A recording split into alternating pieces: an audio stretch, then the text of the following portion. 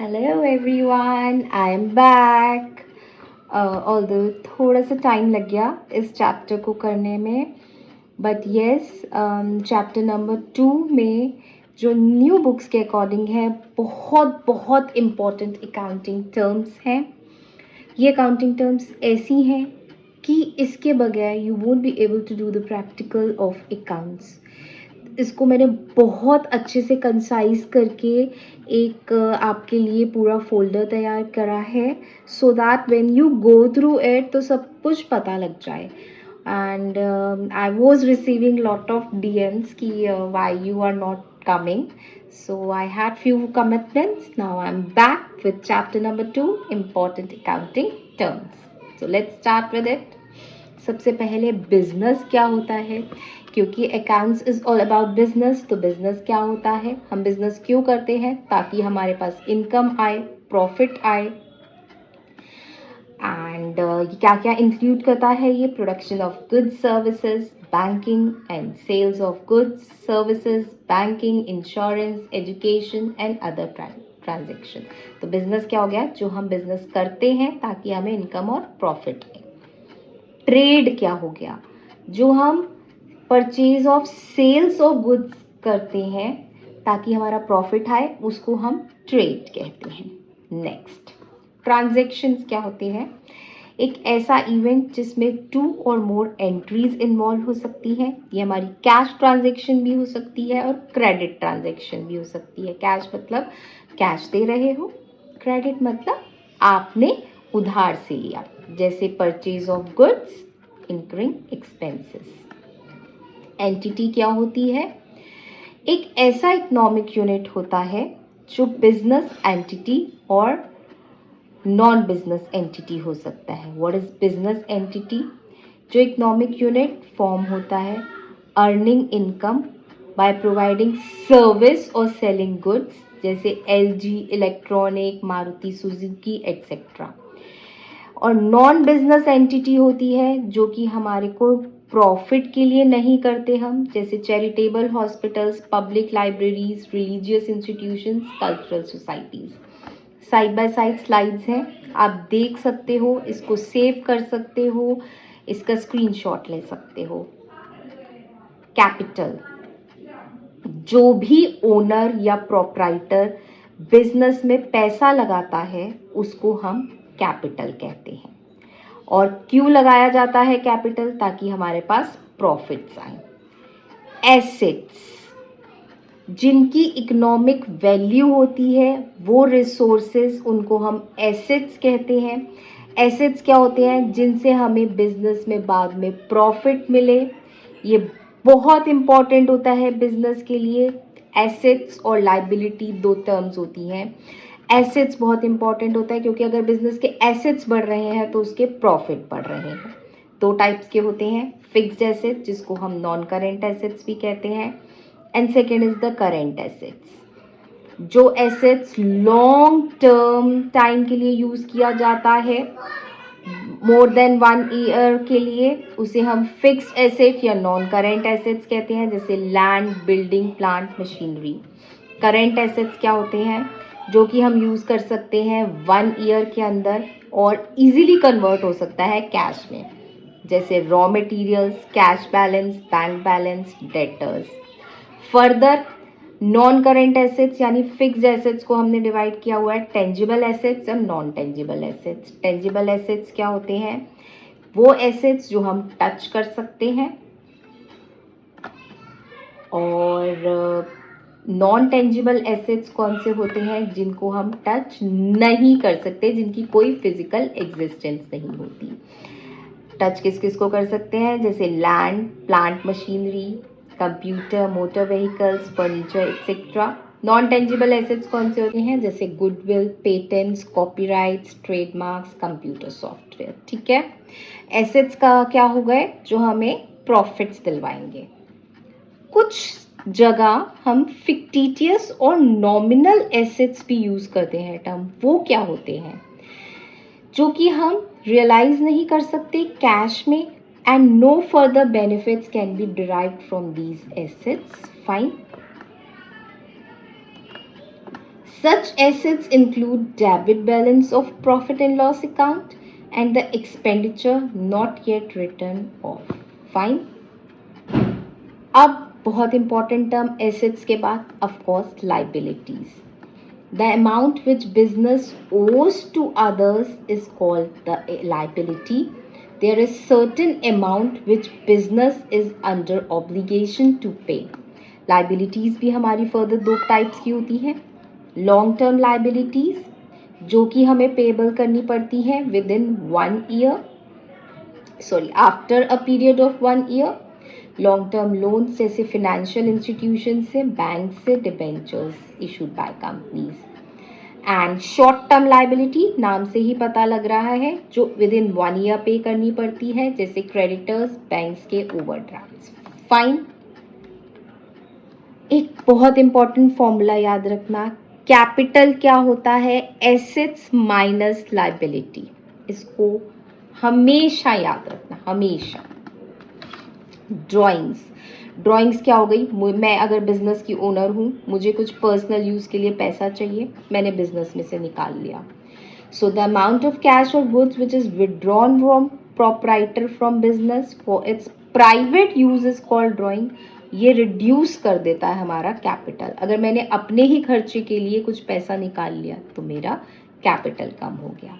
Goods, जो things brought की जाती हैं, बॉट एंड सोल्ड, उनको गुड्स कहते हैं. गुड्स में भी raw material, work in progress और फिनिश्ड गुड्स. जब अकाउंटिंग में गुड्स को परचेज किया जाता है उसको परचेजेस कहते हैं. गुड्स को सोल्ड किया जाता है सेल्स कहते हैं. It is written as a stock if remain unsold. Now we come to next term, goods. बहुत इंपॉर्टेंट चीज होती है. गुड्स क्या होते हैं? जो भी थिंग्स हम ब्रॉट और सोल्ड करते हैं बिजनेस के लिए उसे गुड्स कहा जाता है. गुड्स रॉ मटेरियल हो सकता है, वर्क इन प्रोग्रेस हो सकता है फिनिश्ड गुड्स का. जब गुड्स को परचेज किया जाता है तो वो परचेजेस हो गए, और गुड्स को सोल्ड किया जाता है तो वो सेल्स हो गए. और उनको हम स्टॉक कहते हैं अगर वो रिमेन हो जाए unsold at the end of the financial year.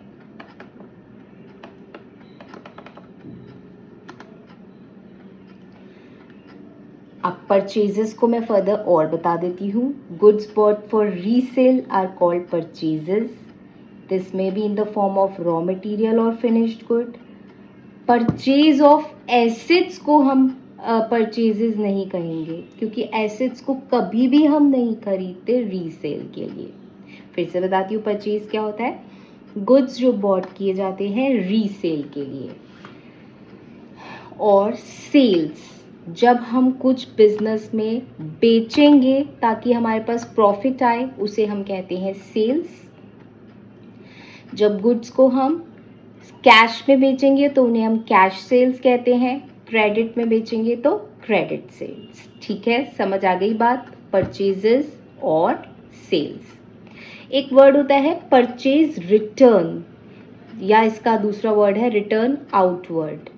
मतलब गुड्स को हमने परचेज कर दिया लेकिन गुड्स को हमें वापस करना पड़ा due to any reason. It is called purchase return और परचेज आउटवर्ड्स. सेल्स रिटर्न कि हम सेल कर चुके थे लेकिन कस्टमर की वजह से हमारे पास वापस आ गए तो हम उसको सेल्स रिटर्न या सेल्स इनवर्ट कहेंगे. स्टॉक या स्टॉक इन ट्रेड, ये भी बहुत इंपॉर्टेंट टर्म है.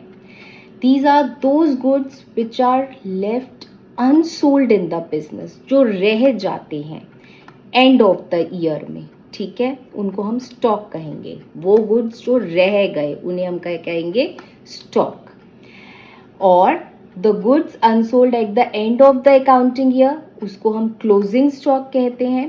और सेम स्टॉक को ओपनिंग स्टॉक कहेंगे नेक्स्ट ईयर के बिगिनिंग में. Now next term is the revenue. जब हम कुछ गुड्स को बेचेंगे तो हमारे पास कुछ पैसा आएगा. These are the, उसको हम क्या कहते हैं? Revenue.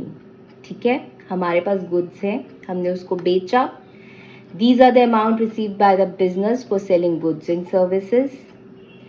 This amount is received from day-to-day business activity in the form of rent, interest, commission, discount, dividend. Expenses क्या होते हैं? हमारे खर्चे. The cost which business incurs for producing goods and services or for using services is called expenses. जो business को खर्चे हो गए. These includes जैसे हमारी सैलरीज की पेमेंट है, freight, advertisement, rent, insurance. Fine. Expenditure. Expense और एक्सपेंडिचर में थोड़ा सा फर्क है, सुन लो. The amount which is paid for increasing profit capacity of business is called expenditure. Expenditure क्या हो गया कि हमारी बिजनेस की प्रॉफिट कैपेसिटी बढ़े. It is of long period nature. इसको फर्दर हमने डिवाइड किया हुआ है capital expenditure, revenue expenditure and deferred revenue expenditure. ये भी बहुत इंपॉर्टेंट टर्म्स हैं. Any expenditure which is incurred in acquiring or increasing the value of fixed asset is a capital expenditure. Any expenditure the full benefit of which is received during one accounting period is termed as revenue expenditure, जैसे cost of goods, rent, salary, electricity. Deferred revenue expenditure.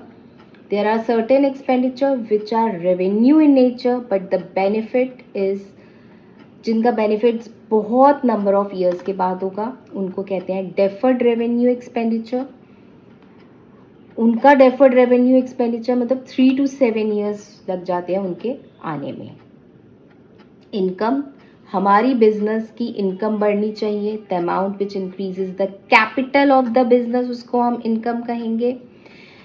यानी income क्या हो गया? Revenue minus expenses. The excess of revenue over expenses is called income. Loss क्या होता है? जब expenses, हमारे खर्चे ज़्यादा हो जाए रेवेन्यू से, हमारी इनकम से, then this excess of expense is called loss, जिससे हमारा क्या हो जाता है? कैपिटल रिड्यूस हो जाता है. Loss is not good for business. और profit, excess of total revenue over total expenses of a business for an accounting period, और इससे क्या हो जाता है? हमारा इन्वेस्टमेंट बढ़ जाता है. गेन एक मॉनेटरी बेनिफिट है, प्रॉफिट है, एडवांटेज है, जो रिजल्ट होती है transactions which are not the operating activities of the business but are incidental to the business. जैसे गेन हो गए, प्रॉफिट नहीं है लेकिन अचानक से कोई फायदा हो गया, that is gain. Cost. Total of indirect or direct expenses which are incurred for the production of goods and services is called cost. Like the cost of raw material, cost of labor, cost of other services, जिसे हम total cost निकालेंगे. यानी हमारा total cost क्या हुआ, total खर्चे क्या हुए. डिस्काउंट क्या होता है? कंसेशन, जो रिबेट मिलती है बिजनेसमैन को टू इट्स कस्टमर, इसको डिस्काउंट कहते हैं. ये फर्दर 2 टाइप्स के होते हैं, ट्रेड डिस्काउंट या कैश डिस्काउंट. जब ट्रेडर कंसेशन अलाउ करता है लिस्ट प्राइस पे तो उसे ट्रेड डिस्काउंट कहते हैं. रिकॉर्ड नहीं होता बिग बुक्स में, इसको इनवॉइस में लिया जाता है. फर्दर कैश डिस्काउंट, जब कंसेशन मिलता है हमें, पेमेंट जब हम कैश में करेंगे या चेक में करेंगे, ये रिकॉर्ड किया जाता है बिजनेस में. तो क्या होता है? हमारे कस्टमर्स को इसका फ़ायदा क्या है? कस्टमर्स हमारा जल्दी से जल्दी पे करेगा. क्यों? क्योंकि उन्हें पता है इसमें हमारे को डिस्काउंट मिल रहा है. डेटर बहुत इंपॉर्टेंट टर्म है, डेटर और क्रेडिटर. ये 2 टर्म्स हैं जो हमारे अकाउंट्स में यूज़ होते ही होते हैं. आज ये मैं टर्मिनोलॉजीज इसलिए ले रही हूँ क्योंकि आपको फर्दर अब प्रैक्टिकल पे आना है, उससे पहले आपको कुछ टर्म्स का पता होना चाहिए. It's all about accounting. The person, firm or organization who takes goods or service on credit from the business are called debtor of the business. जो बिजनेस से उधार पे सामान लेते हैं उनको हम डेटर्स कहते हैं. यानी जो बिजनेस को ओ करते हैं मनी, यानी मनी आपके बिजनेस के लिए जो फायदा है. Fine. Creditors. The person, firm और ऑर्गेनाइजेशन फ्रॉम होम गुड्स और services are purchased on credit. जो बिजनेस जाके क्रेडिट पे ले रहा है उन्हें क्रेडिटर्स कहते हैं. ये बिजनेस का नुकसान है वो ओ करता है. The amount payable to the creditors, और वो हमारे लिए लाइबिलिटी होती है. Receivable, the total amount which is to be received in business, उसको क्या कहेंगे? रिसीवेबल्स. नाम से ही पता लग रहा है जो टोटल अमाउंट हमें पे करना है बिजनेस को, उसे पेएबल्स कहेंगे. बिल्स रिसीवेबल एक अकाउंटिंग टर्म है बिल ऑफ एक्सचेंज की. Bill of exchange is bill receivable for seller at the time of credit sales. Bill payable, ये भी अकाउंटिंग टर्म है बिल ऑफ एक्सचेंज की. Bill of exchange is bill payable for purchaser eight the time of credit sale. Entry क्या होती है? जब हम record करते हैं ट्रांजेक्शन्स को एक अकाउंटिंग बुक में, उसे कहा जाता है एंट्री. टर्नओवर, जो टोटल अमाउंट ऑफ कैश और क्रेडिट सेल्स एक पूरे पीरियड में आया बिजनेस में, उसे हम टर्नओवर कहेंगे. उसी से हमें पता लगेगा प्रॉफिट है या लॉस है. इंसॉल्वेंट क्या हो जाता है? पर्सन आपको पे नहीं कर पा रहा पैसा. A person is said to be insolvent when he or she is incapable to meet all his or her liabilities. Such a person has more liability than assets. Fine. Bad debts, जो हम debtors से नहीं ले सकते क्योंकि उनकी insolvency या disability हो गई है पे करने के लिए. सॉल्वेंट उल्टा हो गया इंसॉल्वेंट का. A person or enterprise which is in a position to pay its debt is called solvent. Vouchers, जो written document which financial transactions को रिकॉर्ड किया जाता है बुक्स में, उसे हम वाउचर कहते हैं. अकाउंट क्या हो गया? A list of transactions relating to person, property, income, expenses is called account. एक अकाउंट मेंटेन किया जाता है जैसे आपका बैंक अकाउंट होता है. ये एक टेब्यूलर फॉर्म में होता है, ठीक है, जिसमें के सारे सेम प्लेस ट्रांजेक्शन्स आ जाती हैं. When a transaction or event is recorded in the books of account, उसे क्या कहेंगे हम? एंट्री. डेबिट और क्रेडिट, हर अकाउंट की दो साइड्स होती हैं. लेफ्ट साइड पे डेबिट होता है, राइट साइड पे क्रेडिट होता है. डेबिट की शॉर्ट फॉर्म होती है DR, क्रेडिट की होती है CR.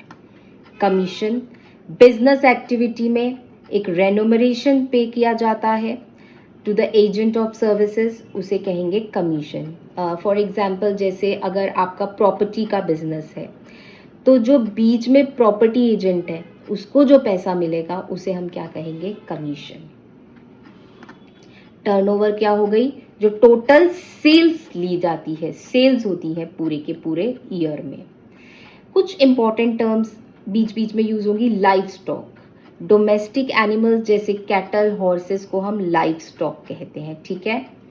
इन्वेस्टमेंट, जो डिप्लॉयमेंट हो गए आपके फंड्स इन द शेयर्स और debentures of a company with the intention, क्या इंटेंशन है हमारी? ताकि हमारे पास रिटर्न आए. एक न्यू टर्म ऐड हुई है अकाउंट्स में, goods and service tax. All indirect taxes जैसे excise duty, sales tax, VAT, service tax have been merge into a single tax. अब एक सिंगल टैक्स निकाल लिया जाता है जिसका शॉर्ट फॉर्म है GST, जिसे हम गुड्स एंड सर्विसेज टैक्स कहते हैं. कब लगता है ये? जब हम परचेज करते हैं. एंड GST कब होता है, कब कलेक्ट करते हैं? At the time of sale. With this we come to end of chapter number 2. I hope ये terminologies आप सबको clear हैं. फिर से कह रही हूँ, कोई भी किसी चीज़ में कोई प्रॉब्लम हो, you can comment me any time in the comment section. And before going, to subscribe my channel and to like my channel. Tomorrow I'll be coming with some important questions. बहुत ही छोटे से question answers हैं. इन्हीं का एक revision, एक recap की तरह है. It will not be that big. Then we will move forward to chapter number 3. I hope you will subscribe my channel. Bye bye for today.